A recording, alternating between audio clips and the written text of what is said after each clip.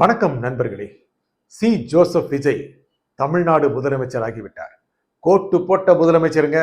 யாருமே எதிர்பார்க்கல. இல்ல கோட்டு போட்டு முதலமைச்சரா அவர் பதவி பிரமாணம் எடுத்துக்குவாரு யாரும் எதிர்பார்க்கல. அதுக்கப்புறம் அவர் பேசினாரு பாருங்க, அதையும் யாரும் எதிர்பார்க்கல. என்ன சொன்னாரு?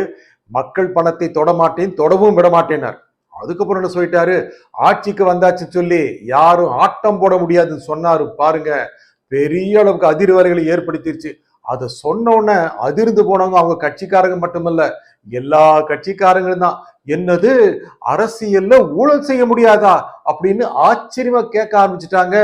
எல்லாருக்கும் ரொம்ப பயமா தான் இருக்குங்க. இப்படியும் ஒரு முதலமைச்சரா? எங்க விஜய் அரசியல்ல ஆட்சியில இதை செஞ்சு காமிக்கட்டும் அப்படின்னு நிறைய பேர் சவால் கூட விடுறாங்க.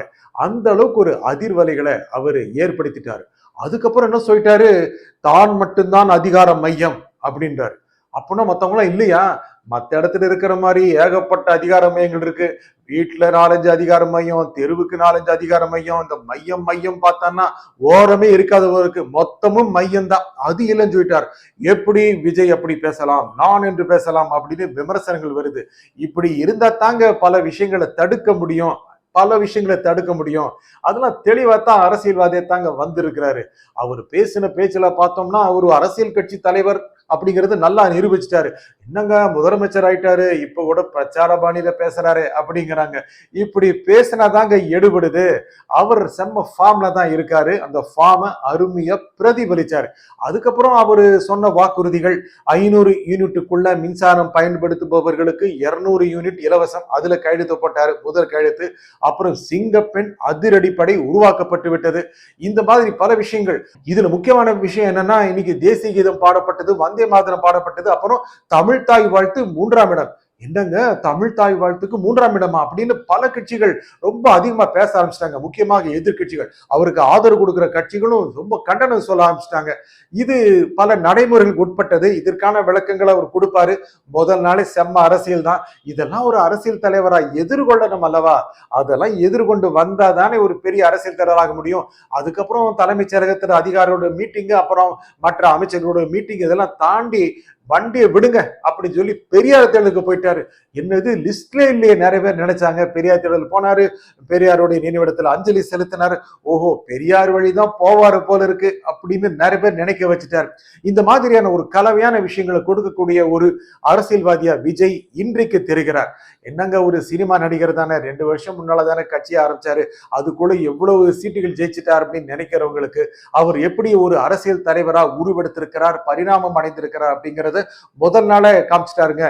அந்த பதவியேற்பு விழால பக்கத்துல ராகுல் காந்தி உட்கார வச்சுக்கிட்டாரு. என்னங்க, பதவியேற்பு விழால கூட இருக்கிற அமைச்சர்கள் தான் அமர்ந்து இருப்பாங்க.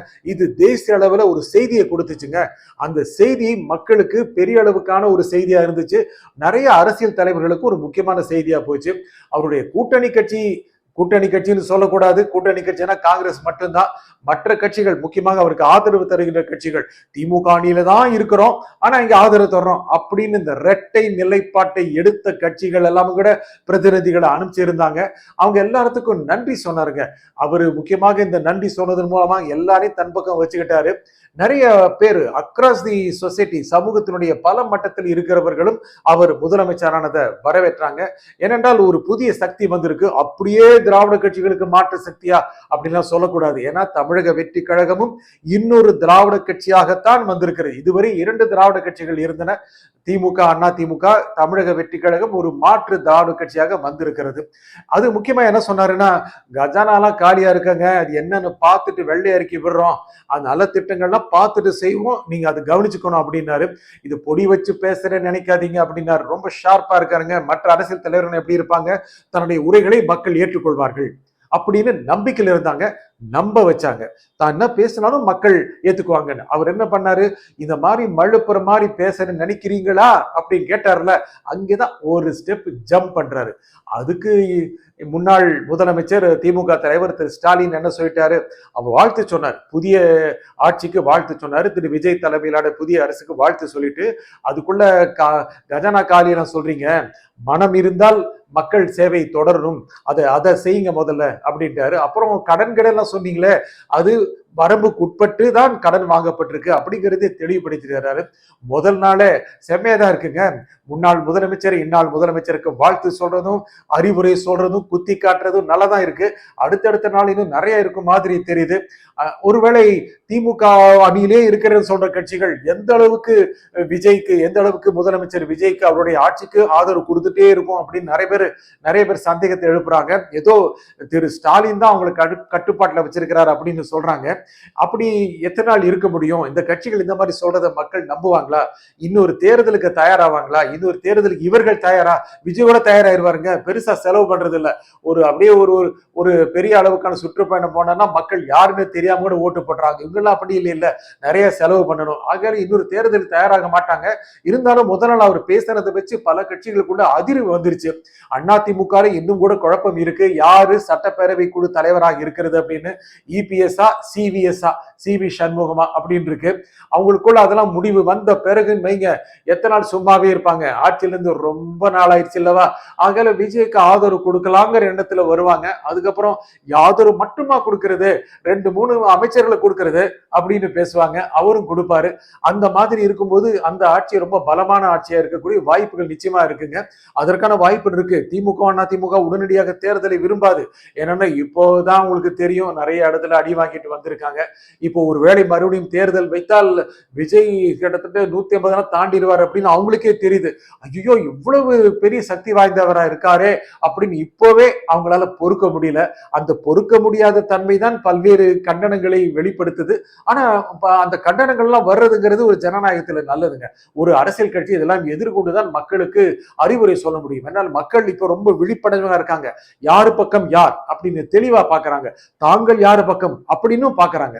அப்படி இருக்கும்போது மக்கள் கிட்ட உண்மை பேசினாதான் ஜெயிக்க முடியும். அதை விஜய் நிரூபிச்சிருக்கிறார், இல்லைன்னு சொல்ல முடியாது. மக்கள் தான் நினைக்கிறத சொல்றாரு, மக்கள்கிட்ட நினைக்கிறத சொல்றாரு. அதை மக்கள் அனலைஸ் பண்றாங்க. பல்வேறு விஷயங்கள் இருக்கு.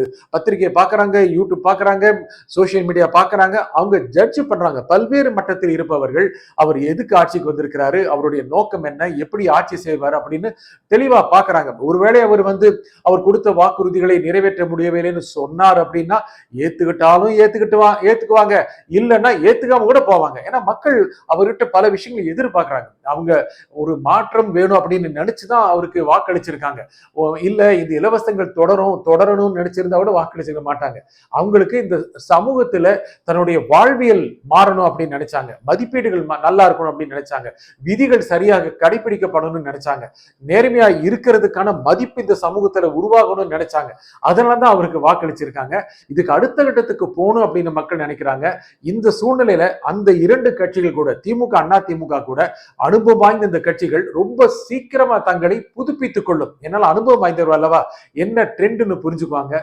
இன்னும் வர்ற காலத்துல அரசியல் ரொம்ப சுவாரஸ்யமா இருக்கும். நன்றி, வணக்கம்.